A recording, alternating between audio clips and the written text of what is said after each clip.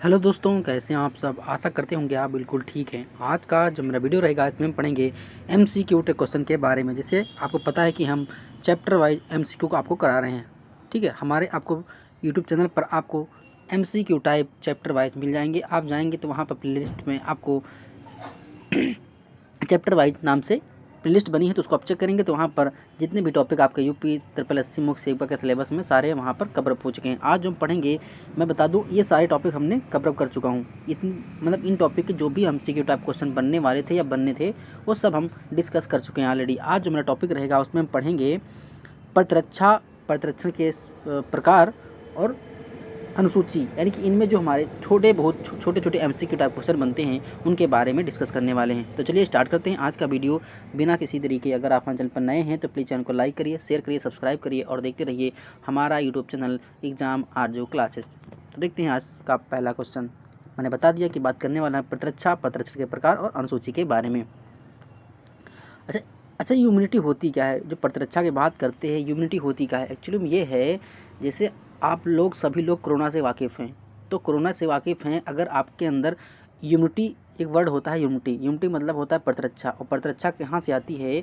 मान लो शरीर में आपको कोई वैक्सीन लगी, कोरोना की वैक्सीन जैसे हमारी आती थी, स्पुतनिक आई, ठीक है, कोविशील्ड आई, कोवैक्सीन आई, ये हमारी क्या थी? ये कोरोना की वैक्सीन थी। तो इनसे क्या होता था, इनको हमारे शरीर में जब लगा दिया जाता था तो हमारे अंदर ये रोग प्रतिरोधक क्षमता यानी कि यूमिटी बना दी थी, हमारे अंदर एंटीबॉडी का विकास करती थी। अगर हमको कोरोना हो भी जाता था तो हमारे अंदर शरीर के अंदर एंटीबॉडी बन चुकी होती थी, तो हम उस कोरोना वायरस से लड़ लेते थे। यही हमारा इम्यूनिटी होता है, यही हमारा प्रतिरक्षण होता है। तो जनरली इसमें कुछ समझने वाला ऐसा कुछ है नहीं, जो भी होगा हम डिस्कस करेंगे। ठीक है, तो देखते हैं पहला क्वेश्चन क्या है। डीपी मतलब डिप्टीरिया, परटूटिस एंड टिटनेस। मैंने बहुत बार इसका फुल फॉर्म बता चुका हूँ। हेपेटाइटिस बी जन्म के समय डोज आईपीवी और पेंटावाइन टीकों को मध्य जांघ की बाहरी हिस्से से दिया जाता है। कूल्हे में क्यों नहीं लगाया जाता? कूल्हे में क्यों नहीं लगाया जाता है? कूल्हे में क्यों नहीं लगाया जाता? इसका मतलब होता है साएटिक तंत्रिका के नुकसान को रोकने के लिए जो हमारी साएटिक तंत्रिका होती है कूल्हे में, उसमें नहीं लगाई जाती। कूल्हों की वसा में जमा टीका बच्चे की रक्षा के लिए उपयुक्त प्रतिरक्षा नहीं काम करते। यानी कि जैसे कूल्हा क्या होता है, कूल्हे में ज़्यादा फैट होती है। कूल्हा मतलब जनरली आपका जो हिप होता है, हिप उसी को कूल्हा कहा जाता है। मतलब आप समझ लो, जो आपके हिप होते हैं, हिप के जस्ट ऊपर लगता है कूल्हा, तो कूल्हे में फैट ज़्यादा होती है। और वहाँ पर अगर आपका कोई वैक्सीन लगता है जो ज़्यादा असरदार नहीं होता है, इसलिए आपके कंधे में इसलिए लगाया जाता है कि वहाँ पर फैट कम होता है। ठीक है, फैट कम होता है इसलिए वह ज़्यादा असर कर पाता है, इसीलिए वहाँ पर जांघ के बजाय कंधों में लगाया जाता है। तो इसका जो राइट आंसर होगा वो ऑप्शन नंबर सी, ए व बी दोनों हो जाएगा। इस क्वेश्चन का आंसर है, ये जितने भी टीके हमारे होते हैं, चाहे डीपीटी का हो, चाहे हेपेटाइटिस बी का हो, चाहे आईपीवी का हो, चाहे पेंटावायरन टीके हों, ये जो भी होते हैं हमारे जांघ के बाहरी हिस्से से दिया जाता है, कूल्हे में नहीं। ठीक है, जांघ के बाहरी हिस्से से दिया जाता है, कूल्हे में क्यों नहीं, तो समझ जाइए। ठीक है, क्योंकि वहाँ फैट ज़्यादा होता है। तो इस क्वेश्चन का जो राइट आंसर होगा ऑप्शन नंबर सी सही हो जाए। कभी कभी हाथ में भी दिया जाता है, ठीक है, तो ऑप्शन नंबर सी इसका सही हो जाए। लेकिन हमको यहाँ पर जिस हिसाब से दिया है क्वेश्चन के हिसाब से समझना है। तो जनरली फैट का पूरा टोटल काम होता है। नेक्स्ट हम देखेंगे क्या है, जो बेरीसेला वैक्सीन होती है ये क्या है? जो बेरीसेला वैक्सीन होती है ये क्या है? ये हमारा एक प्रकार का क्या होता है, जीवित टीका होता है, एक्टिव वैक्सीन होती है। ठीक है, जैसे आपका एक आया था कोविशील्ड और एक आया था कोवैक्सीन नाम से टीका। अपने से भारत देश में दो टीके आए थे, एक कोविशील्ड था, एक कोवैक्सीन था।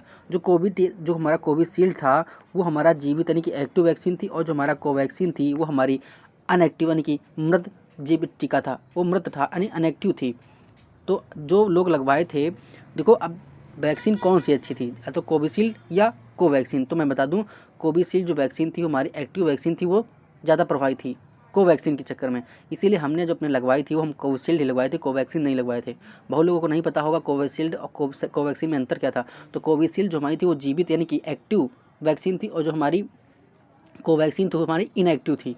बस यही डिफरेंस दोनों में था, और दोनों का जो प्रभावी था और कोविशील्ड ज़्यादा प्रभावी थी, कोवैक्सीन कम प्रभावी थी। अब आप कुछ लोग सोच रहे होंगे सर तो इसकी बुराई बता रहे हैं। बुरा नहीं बता रहे हैं, जो अकॉर्डिंग तो ICMR था, इंडियन काउंसिल मेडिकल, जो हमारा ICMR होता है, इंडियन काउंसिल मेडिकल रिसर्च, ये हमारा कह रहा था कि 88% लगभग जो हमारी होती कोविशील्ड मतलब प्रभावी हो, और 90% कोविशील्ड प्रभावी हो, और 88% लगभग कोवैक्सीन प्रभावी, वो उसका डाटा था।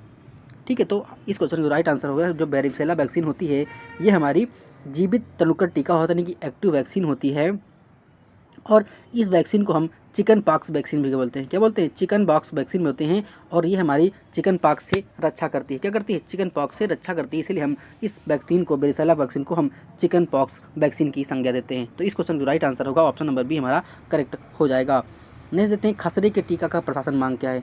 जो हमारा खसरा टीका होता है, खसरे का, मीजल्स का, उसका प्रशासन मार्ग यानी कि उसे कहाँ लगाया जाता है? उसे कहाँ लगाया जाता है? तो जो हमारा खसरा होता है, पहली बात तो खसरा क्या है? एक संक्रामक रोग है। ठीक है, ये क्या है? संक्रामक रोग है, जो ये वायरस के कारण होता है। किसके कारण होता है? वायरस के कारण होता है। वायरस के कारण होता है। और ये जो फैलता है वो हमारे हवा के द्वारा फैलता है। किसके द्वारा?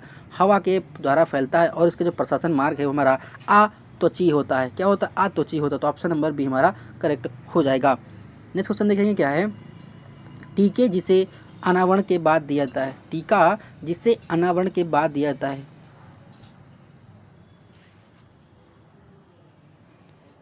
तो उसका जो राइट आंसर है उसका ऑप्शन नंबर डी हो जाएगा, रेबीज। अच्छा, रेबीज होता क्या है? जब कोई पागल कुत्ता काट लेता है किसी व्यक्ति को, तो उसको रेबीज हो जाता है। अच्छा, रेबीज में होता क्या है?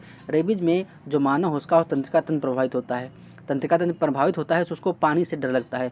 और जब पानी से डर लगता है तो उसे हाइड्रोफोबिया बोलते हैं। तो कभी कभी बोलता है जब कुत्ता काट लेता है तो अगर व्यक्ति को रेबीज हो जाता है, वहाँ पर कौन सी बीमारी होती है? तो वहाँ पर हाइड्रोफोबिया बीमारी हो जाती है और व्यक्ति का तंत्रिका तंत्र कमजोर हो जाता है, इसलिए वो पानी से डरने लगता है। तो इस क्वेश्चन का जो राइट आंसर होगा ऑप्शन नंबर डी करेक्ट हो जाएगा। नेक्स्ट क्वेश्चन देखेंगे क्या है?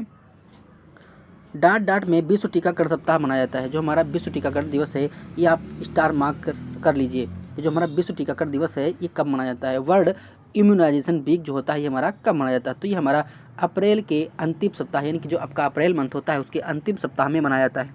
कब मनाया जाता है? अप्रैल माह के अंतिम सप्ताह में विश्व टीकाकरण सप्ताह मनाया जाता है। इसको आप कॉपी में नोट डाउन कर लीजिएगा।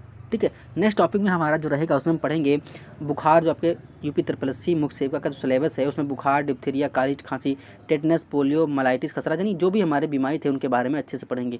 ये वीडियो में जनरली 5 अच्छे क्वेश्चन थे, ज़्यादा कुछ क्वेश्चन बनते नहीं हैं। और जो क्वेश्चन बनते हैं ऑलरेडी मैं पहले करा चुका हूँ। ठीक है, तो अगर आपको वीडियो पसंद आया तो इस वीडियो को लाइक करिए, शेयर करिए, सब्सक्राइब करिए और देखते रहिए हमारे यूट्यूब चैनल एग्जाम आज जो क्लासेस। मिलते हैं नेक्स्ट वीडियो में। धन्यवाद, शुक्रिया। आपका दिन शुभ हो, मंगलमय हो।